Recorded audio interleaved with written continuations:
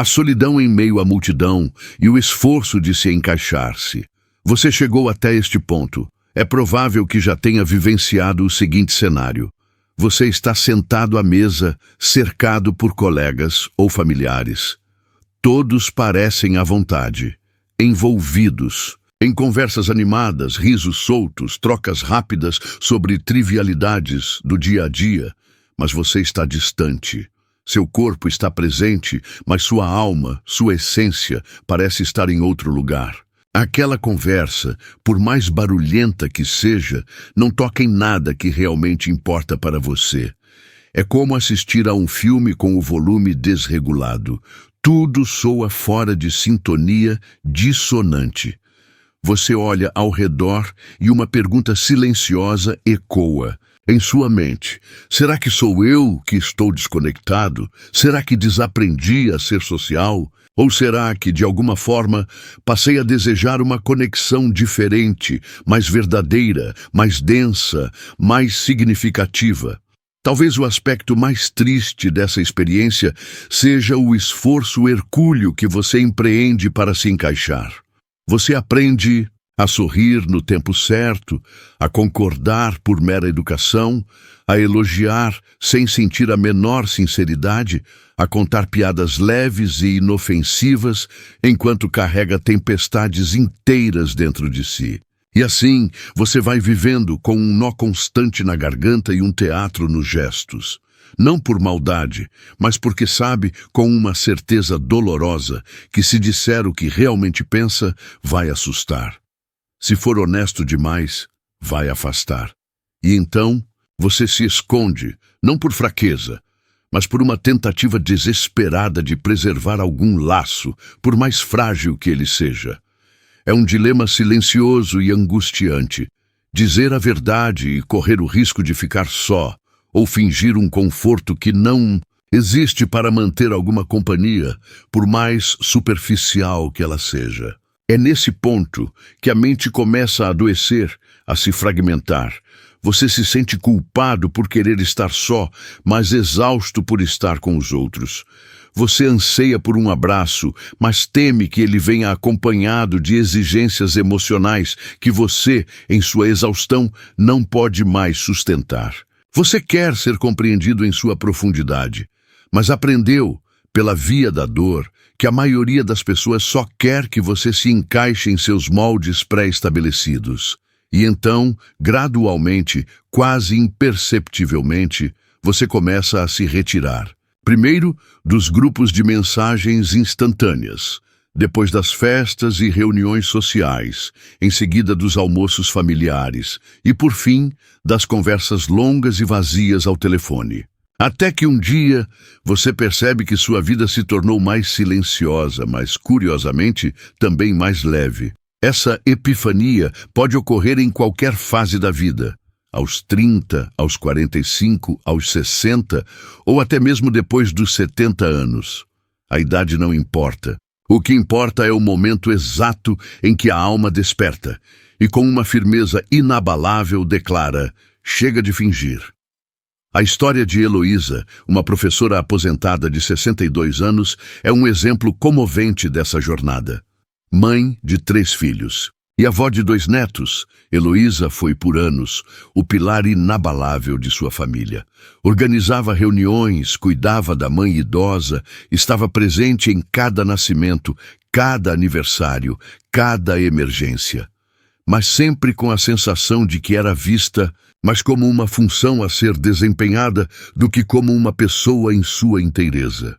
Um dia, após um Natal exaustivo, onde mais uma vez todos esperavam que ela fizesse tudo, Heloísa se trancou no quarto, olhou para o espelho e, com a voz embargada, disse: "Eu não me reconheço mais."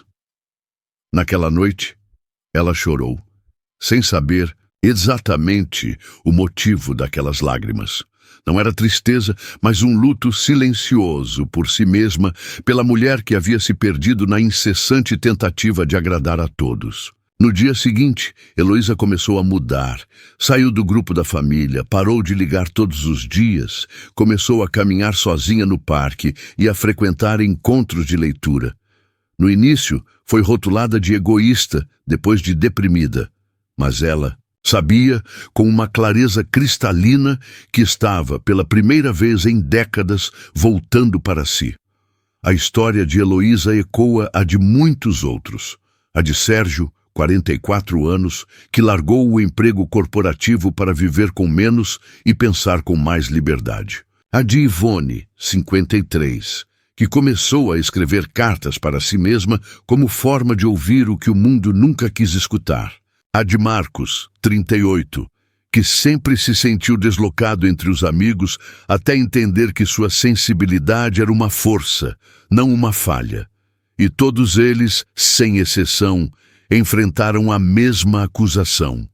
Você está estranho. Mas estranho para quem? A verdade é que vivemos em uma cultura que romantiza o coletivo e marginaliza o silêncio, onde estar em grupo é visto como um sinal de saúde e estar só como uma falha, onde falar muito é sinônimo de inteligência e calar para observar é interpretado como distanciamento, onde rir alto é alegria e contemplar em silêncio é confundido com apatia. Essa cultura é cruel com os sensíveis, porque exige deles uma performance que só os insensíveis conseguem manter sem adoecer. Jung compreendia profundamente essa dinâmica. Ele acreditava que o verdadeiro processo de individuação, de tornar-se quem se é, exige não apenas o afastamento do coletivo, mas também a construção de um eixo interno firme o suficiente para sustentar esse afastamento. Porque não basta se isolar, é preciso se encontrar no meio do vazio. Caso contrário, a solidão se transforma em fuga, não em caminho. E é aqui que reside o ponto mais delicado. A solidão dos inteligentes não é isolamento social, é uma necessidade psicológica profunda. Porque quem enxerga demais, sente demais, e quem sente demais precisa de silêncio para decantar, para processar, para amadurecer. É como o vinho, só amadurece quando repousa. Mas vivemos em um mundo de pressa, onde tudo precisa ser imediato, compartilhável, curtido, onde o silêncio é visto como inércia, quando na verdade é criação. Onde a pausa é confundida com fraqueza, quando, na verdade, é preparação. Você já tentou explicar isso para alguém e recebeu apenas um "Ah, você pensa demais"? Já tentou mostrar sua dor e recebeu um conselho genérico como "Vai passar"? Já tentou dizer que precisava de espaço e foi acusado de estar estranho ou depressivo? Então você sabe. Você sabe como é se sentir um estrangeiro em sua própria língua, um estrangeiro em sua própria casa, um estranho entre aqueles que deveriam ser abrigo. E é aí que surge uma escolha profunda, continuar tentando caber em um molde que não lhe serve, ou começar a construir um lugar onde você realmente exista em sua plenária. E construir esse lugar começa de dentro, com pequenos gestos de reconexão. Um diário, uma caminhada solitária, uma oração silenciosa, uma meditação curta, a coragem de parar por 5 minutos e apenas escutar seus próprios pensamentos, sem medo do que vai ouvir.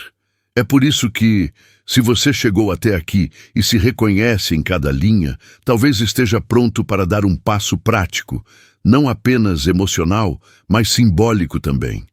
Um passo na direção do que Jung chamava de autenticidade essencial. Existe um pequeno guia que pode ser esse ponto de partida, um e-book simples, direto, mas poderoso, chamado O Método Lud de Jung, 5 minutos diários para a paz interior e clareza mental. Ele foi criado com base nesses mesmos princípios. A ideia de que é possível cultivar lucidez, equilíbrio e profundidade em meio ao caos, desde que você crie esse espaço dentro de si diariamente. Com apenas alguns minutos por dia, você começa a transformar o silêncio em sabedoria e a solidão em reencontro.